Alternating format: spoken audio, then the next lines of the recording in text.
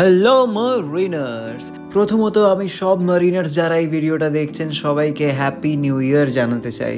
কিন্তু এই happy new year যে আমি আপনাদেরকে উইশ করছি এটা বলার সাথে সাথে আমি ভাবলাম যে এই নিউ ইয়ারটা কি সত্যি অতটা হ্যাপি? আমাদের সাথে কি এমন জিনিস হচ্ছে যার জন্য আমরা হ্যাপি থাকতে পারছি?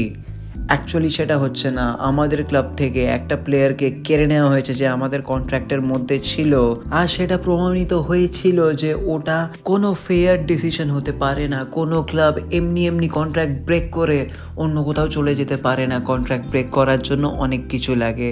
কন্ট্রাক্ট বাই আউট করার জন্য পুরো কন্ট্রাক্ট তোমাকে না ইদার বসে কাটাতে হবে অথবা যত টাকা আছে ওই পেনাল্টি দিতে হবে, যেটা আমরা কোনোটাই পাইনি। আর এরপরেই বিচার হলো যে ওই প্লেয়ারটাকে আনোয়ার আলীকে 4 মাসের জন্য ব্যান্ড করা হবে, আমাদেরকে মোহনবাগানকে 12.5 কোটি মিনিমাম দিতে হবে। আর এর সাথে সাথে যেহেতু এটা পুরোপুরি একটা ইনজাস্টিস ট্রান্সফার হয়েছে, তার জন্য যে ক্লাবে ট্রান্সফার করেছে ইস্ট বেঙ্গল তাদেরকে up to 2 years transfer ban face করতে হবে। কিন্তু এই তিনটের মধ্যে না East Bengal transfer ban face করলো আনোয়ারকে নেওয়া সত্ত্বেও, না আনোয়ার 4 মাস অবধি ব্যান থাকলেও রীতিমতো 1 সপ্তাহ পরেই খেলতে নেমে গেছিলো, ক্লিয়ার হয়ে গেছিলো ফর সাম রিজন। আর নাই মোহনবাগান একটা কোনো টাকা পেলো এটার জন্য।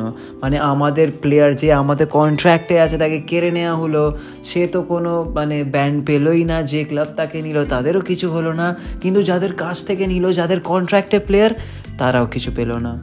আমি কি বলবো বুঝতে পারছি না। ওই জন্যই নিউ ইয়ারটা এটা খুব একটা হ্যাপি লাগছে না, কারণ আমি দেখলাম যে অনেক দিন হয়ে গেছে কেউ এটা নিয়ে কথা বলছে না।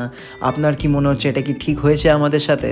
আমার তো পার্সোনালি একদম ঠিক মনে হচ্ছে না। আর এই জন্যই আমি এই ভিডিওটা বানালাম, কারণ আমরা মারিনার্সরা এটা নিয়ে মুভ অন করে গেছি আনোয়ার আলী সাগা নিয়ে।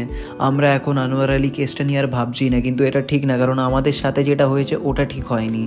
তো ওর জন্য যে পেনাল্টি যেটা আমাদের পাওয়ার কথা, যেটা ওই প্লেয়ার ডিজার্ভ করে, জাস্টিস ডিজার্ভ করে, ওই জাস্টিস ডেলিভার হওয়াটা খুব দরকার। এটা এরম চুপ থেকে কেটে যাওয়া যাবে না। যে কাজ হয়েছে ওটা ঠিক হয়নি, আর এর জন্য জাস্টিস আমাদের চাই।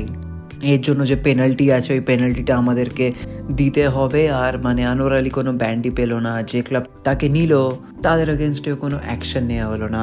আপনি আমাকে কমেন্টে জানান আপনি এই নিয়ে কী মনে করছেন, যে এটা যে হচ্ছে এটা কি ঠিক হচ্ছে আমাদের সাথে নাকি ঠিক হচ্ছে না।